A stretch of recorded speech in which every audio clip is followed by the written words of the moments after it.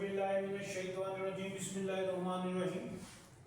आज का जो हमारा लेक्चर है वो चैप्टर 6 और इसमें प्रॉब्लम 6-8 हम डिस्कस करेंगे और ये सब्जेक्ट हमारा है financial statement analysis.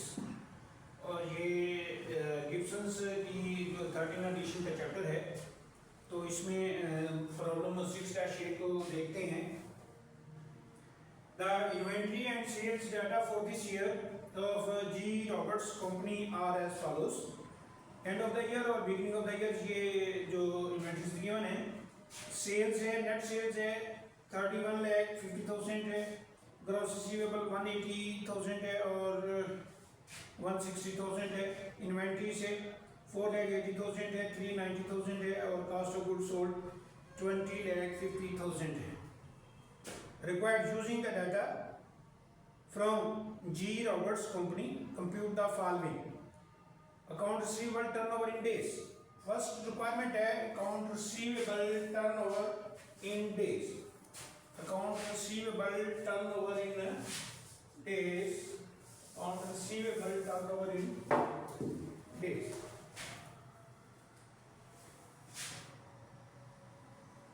Account receivable turnover in days. तो ये हमारा फार्मूला बन गया है average gross receivables divided by net sales और इसी तरह 365 डेज। तो इसमें डाटे में हमें जो गिवन है फार्मूले के मुताबिक यहाँ जो है रिसीवेबल एवरेज की बात कर गया है, तो यहाँ ओपनिंग और क्लोजिंग दोनों को लेंगे और दो पे डिवाइड कर देंगे, एवरेज निकल आएगी। क्योंकि एवरेज रिक्वायर्ड है तो एवरेज में आप यहाँ ये देखें कि इस वक्त जो हमारे पास ओपनिंग जो है रिसीवेबल्स वो है 1,60,000 प्लस एंडिंग जो है 1,80,000। दो पे इसको डिवाइड कर देंगे तो ये एवरेज निकल आएगी। और नेट सेल गिवन है 31,50,000 और इसके डिवाइडर है 365 डेज। तो इसको हम सॉल्व कर लेंगे तो ये इसको डिवाइड किया तो ये 1,70,000 की एवरेज और 31,50 और इसको मल्टीप्लाई में 365 कर लें तो ये कैलकुलेशन हो जाएगी इसकी।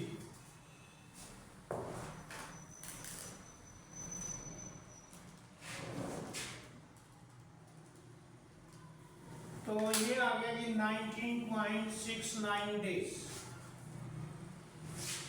19.69 डेज ये हमारे पास कैलकुलेशन आई है इसकी account receivable turnover in days.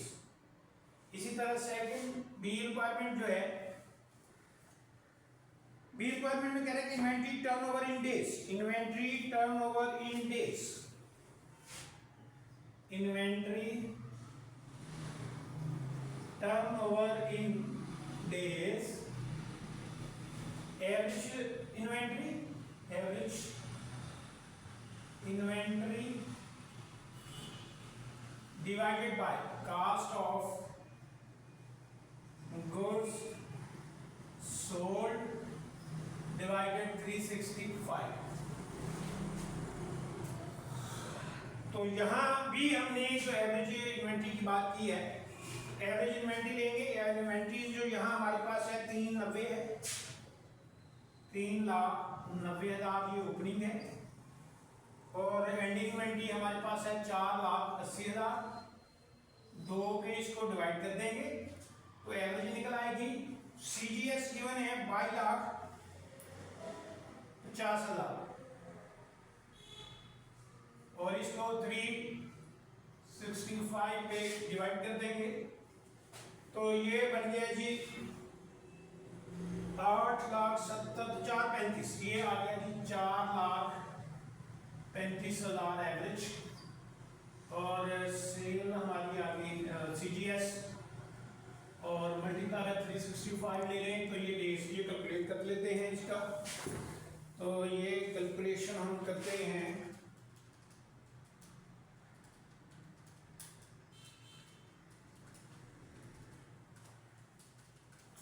तो ये हमारे पास आ गया जी 70.57 days.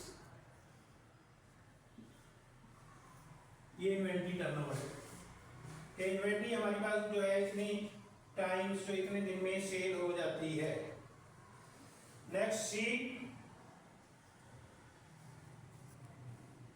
Operating cycle. Operating cycle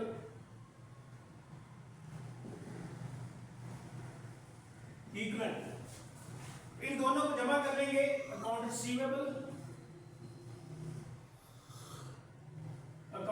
receivable turnover in days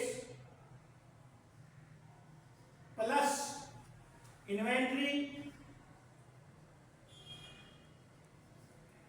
turnover in days.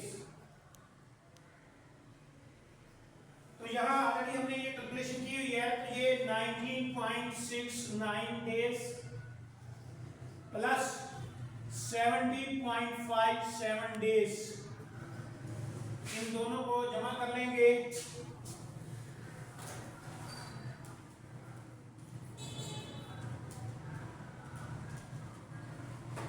तो ये 90.26 डेज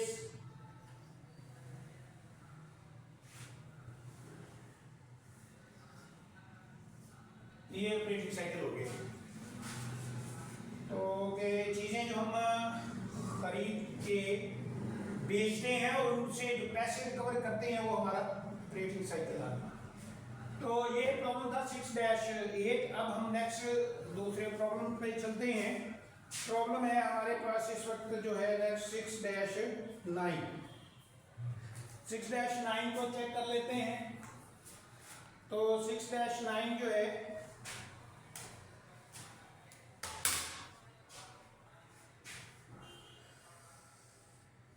आना बनाना कंपनी के would like to estimate how long it will take to realize cash from its ending inventory.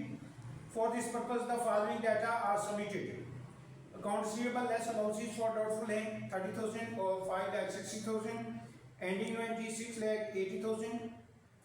Net sale 43,50,000 है। Cost of goods sold 36 lakh है। Required है estimate how long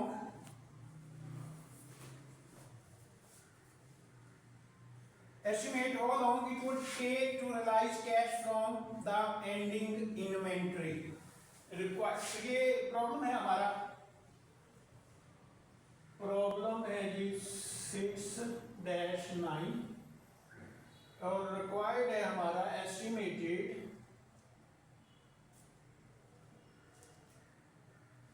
how long it will take to realize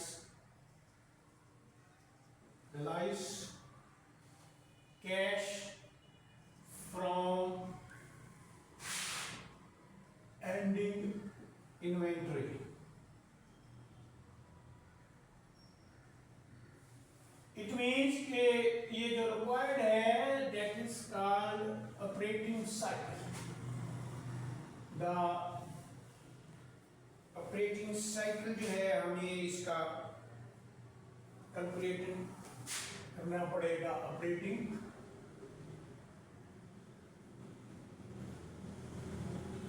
cycle, operating cycle में उसी तरह जो है इसका हमने जो है अकाउंट्स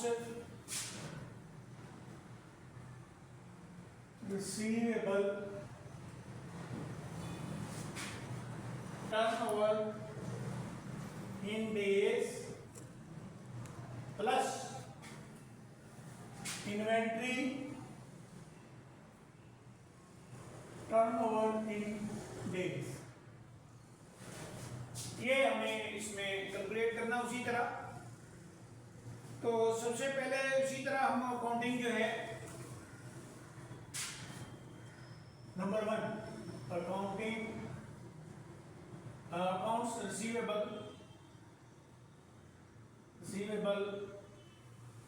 टर्नओवर इन डेज।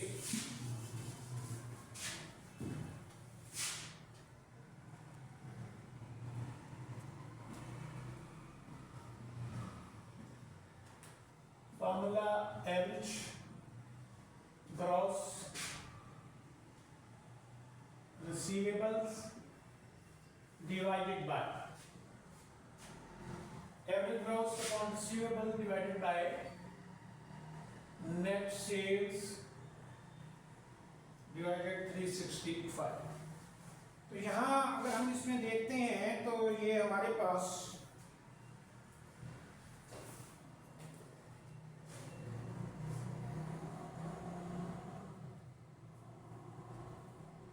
ये रिसीवेबल्स यहाँ एक ही गिवन है, एक ही उसको हम जमा कर लेते हैं एवरेज, तो फिर ऑटोमेटिकली इसकी ग्रॉस की ये बन जाएगा।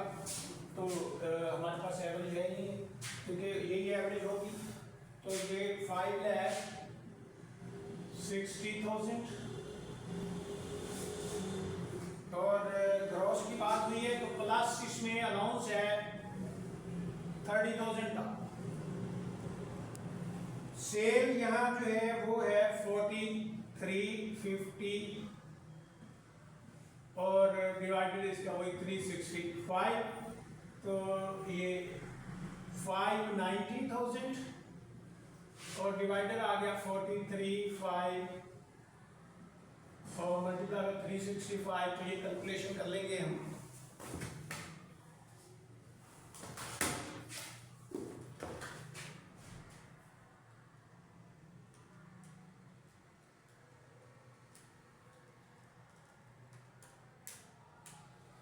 तो ये हमारा आ गया 49.5 days, 49.5 days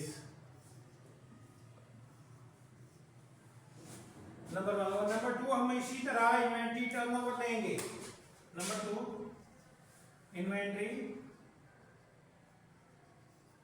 turnover in days.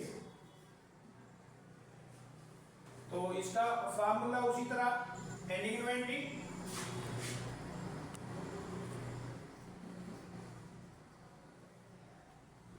Divided by cost of goods sold divided by 365। तो यहां ये देखें कि अगर हम इसको लेते हैं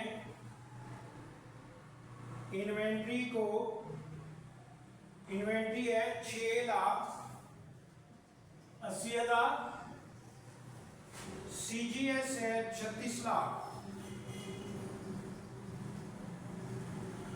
और इसी का 365। तो ये कैलकुलेट कर लेंगे।